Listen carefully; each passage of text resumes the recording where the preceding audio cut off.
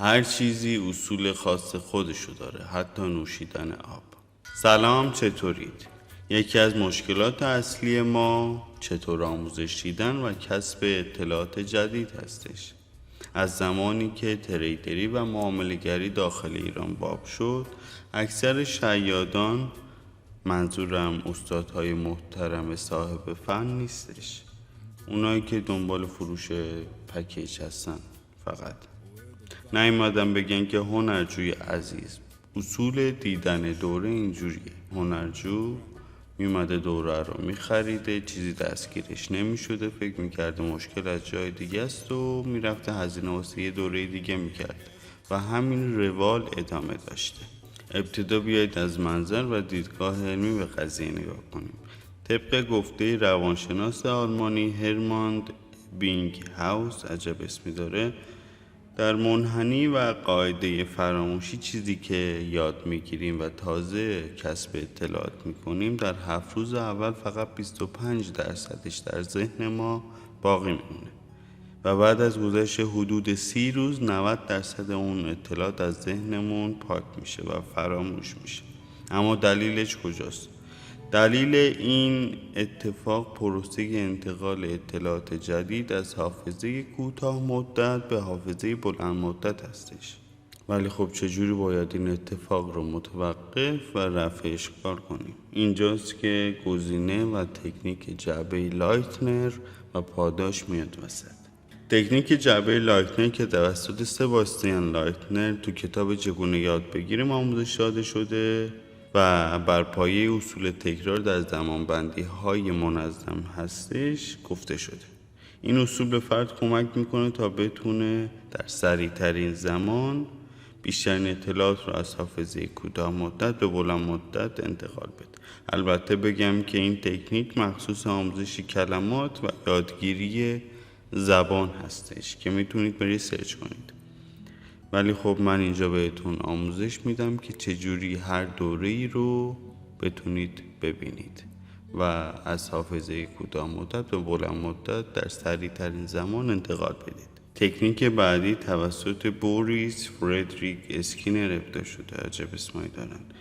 میگه که اگه فردی بعد از دیدن آموزش و یا آموخته آنن پاداشی دریافت کنه، تمرکز ذهن ارتقا پیدا میکنه و پروسه انتقال اطلاعات از حافظه کوتاه مدت به بلند مدت سریعتر انجام میشه. یعنی چی؟ یعنی اگه فردی بعد دیدن یه آموزش، یه جایزه، یه پاداشی، هدیه‌ای دریافت کنه، ذهن خر میشه و خیلی سریعتر و قوی‌تر انتقال رو انجام میده. و مهم نیست جایزه چی باشه، از آب نبات میتونه باشه تا یه ماشین.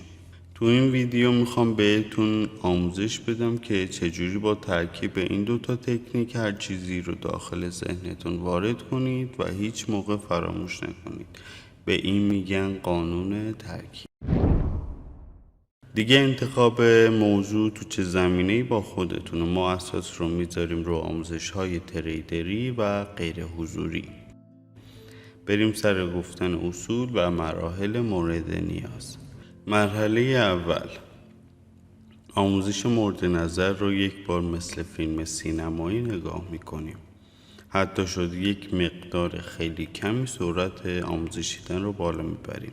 تهش یه جایزه و یه پاداش به خودمون میدیم و با وقفه نیم تا یک روزه یه تعداد ریز تمرین انجام میدیم. دلیل این کار آشنا شدن مغز با آموزش و زمینه مورد نظر هستش. مرحله دوم، آموزش مورد نظر رو با چنان دقت و فوکوس نگاه و نوت برداری میکنیم که برگای مغزمون بریزه.